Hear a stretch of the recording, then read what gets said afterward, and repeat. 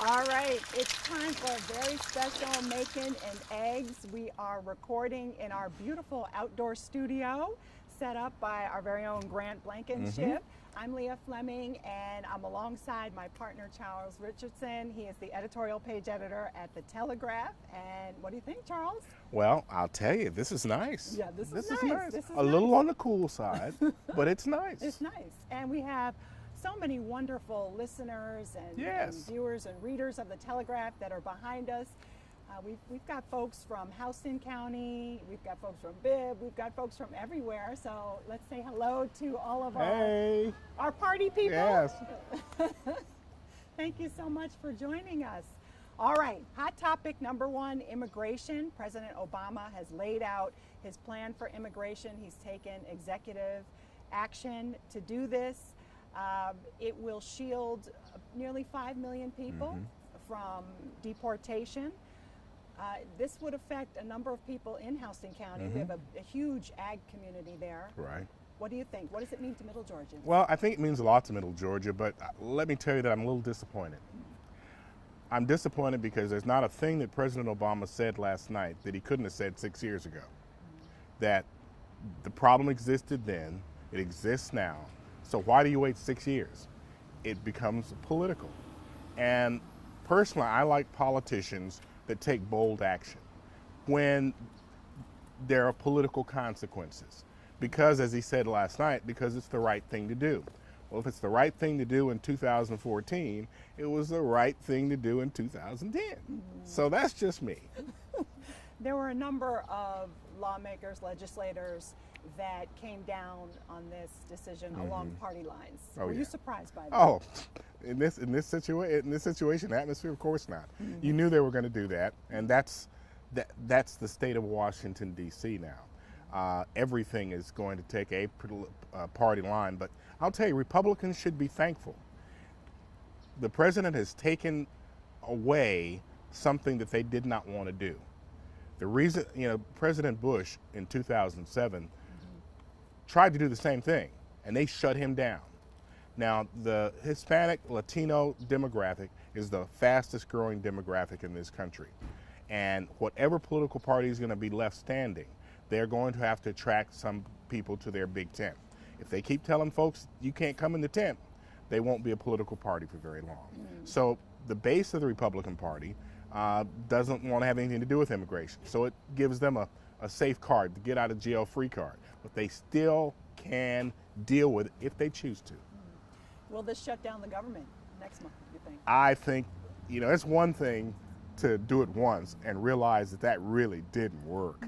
It'd be another thing, utter stupidity, to do it again. And they know that. They're not stupid people, I think. All right, well, we will be watching. Hot topic number two. This is something that, has been near and dear to a lot of people in Macon in particular, and that is all of the historic properties that this community has to offer. The Douglas home has been torn down. It is the second in as many months, I would imagine. Tremont was torn down, and there was a big to-do when Tremont was torn down, and now the Douglas home. What's the problem? Why is it that these properties are being torn down? It's an interesting question. Here we sit. I'm looking at this house that I would imagine across the way is at least 80 to 90 years old. I'm looking at a neighborhood across from Tatnall Square Park that is full of historic dwellings of a certain era and time that have been beautifully restored. What has happened with the Douglas House and Tremont Temple is a matter of coming in behind the 8 ball. The historic preservation groups are reacting to a situation rather than being proactive to find out what dwellings, what buildings that they would like to save before the wrecking ball is even considered. With the Douglas House, quite frankly, if you look throughout the community and you ask 25 people or so from different parts where the Douglas House was, they probably couldn't tell you. It had been empty for 40 years. I'm also a proponent that if it's your property, you should be able to do with it as you wish. And if you come in behind the 8 ball, as the historic preservation groups have, you're going to have this issue where it becomes not PNC's decision or the Design Review Board's position, but it becomes an economic decision. The Douglas house could have been saved, but at what cost? Was the owner of the property willing to put in the hundreds of thousands of dollars to save a building that didn't suit his purposes? And the answer, obviously, is no. Is no. Yeah, it seems like, and I know that Ethiel Garlington, who now heads up historic preservation in Macon, it seems like the group is coming in last minute. They're coming in afterwards. How do we get ahead of this? I would imagine we need to take stock of the properties. Exactly. An audit of the properties, I would say I'd start around the medical center. The medical center is going to continue to grow. I'd start around Mercer University. This school is going to continue to grow. I would start around high growth areas where you might have issues with some of the properties and find out what those are. Approach those owners early to maybe transform that property into an office building, something, before it comes down to somebody buys it, tears it down. All right, we have Moises Velez in our outdoor studio today. This is wonderful. Isn't it fun? Isn't it fun? All right, so President Obama laid out his immigration strategy. He's taking executive action, not waiting to work with Congress on this.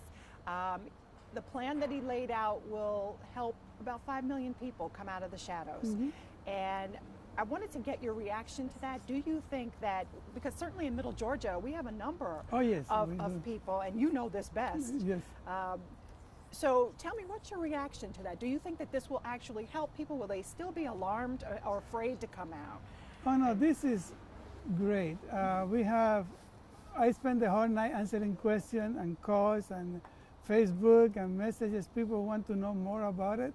They are very excited to know that they can stay here with their families. That's the main thing here. And I just received a press release from some of the organizations. They think that the economic impact of these people staying here is over $119 billion for the economy of the state, because these people are going to pay taxes, are going to be part of the economy, and they are not going to be hiding anymore. Hiding, yeah. What are the biggest questions that they have? How to do this? Many of the questions is how long you have been here, the dates that he put on. One of the big questions, because some people mention taxes, is the taxes are before they apply or after they apply. Also,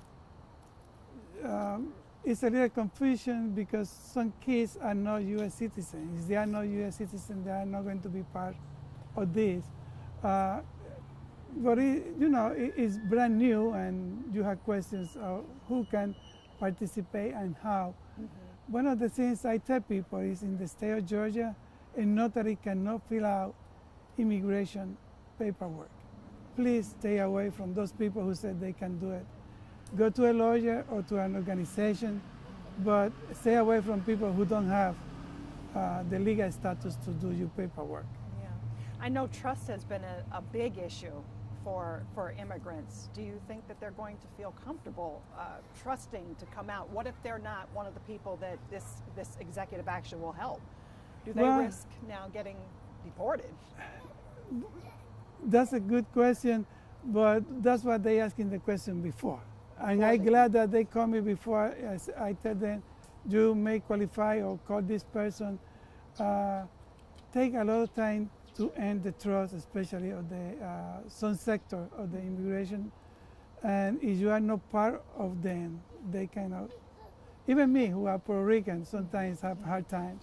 But yes, trust is a big issue always. Always, yeah. Yes. Yeah. Are people pleased, though, that President Obama took this action? Yes. Okay. One of the calls that I get last night, she was crying. She said, finally, I can be with my kids, relax, drive, go anywhere, be part of the community, really. And I think that's what was missing, Sometimes I talk to you and I told you, it's like two parallel worlds. Here is the mainstream and here is the Latinos. With this, we're going to be able to mingle a little bit more. It's going to be a little more trust and a little more openness. All right. All right. Well, Moises Velez, thank you so much.